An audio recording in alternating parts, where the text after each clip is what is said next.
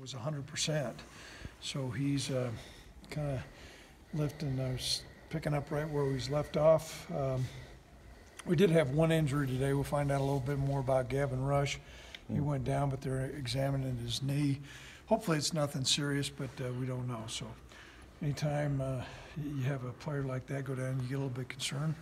But spirited practice, and we'll get out there and go in pads on Saturday. So questions. What does that do to your guard depth if he's out for a prolonged period of time? Well, hopefully he's not going to be out a long time, but if that were the case, I think we're a little bit deeper inside than we are at the tackle position. We've got several players that are in there. Now, obviously, Gavin's a guy that's, missed a lot last year, and so it'd be disappointing if it was something pretty significant. Did Sean rep with the ones today? Yeah, we rolled, and we only had one team going, but, I thought he really threw the ball well today. He's making better decisions. He's learning more about our offense. So they just pretty much mix it up? Yes. Coach Vigen's just going through with all the quarterbacks. It's not quite equal repetition, but they're getting a lot of repetition.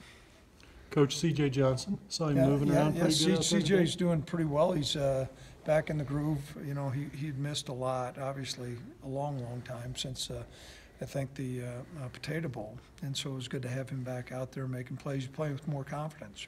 I know consistency was a real issue with receivers last year. Getting him back, and then Austin and Rocket, having those guys back, what were you looking for from that group? Well, playmaking ability. We've got to, beyond being consistent, we've got to be able to go up and make plays and go up and win contested balls. And so we're looking for that.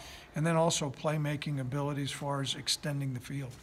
I wanted to ask you, too, you've got two of this year's signing class, Levi Williams at quarterback, Devin Jennings at receiver. Right. How much of an advantage is for young kids to enroll early and get to go through a spring practice? I'd say it's a 50-50 deal. Some guys they've got the most emotional maturity and the physical maturity to go out and do it. Other guys aren't. We never press guys to come in early, but it's always great to have them here.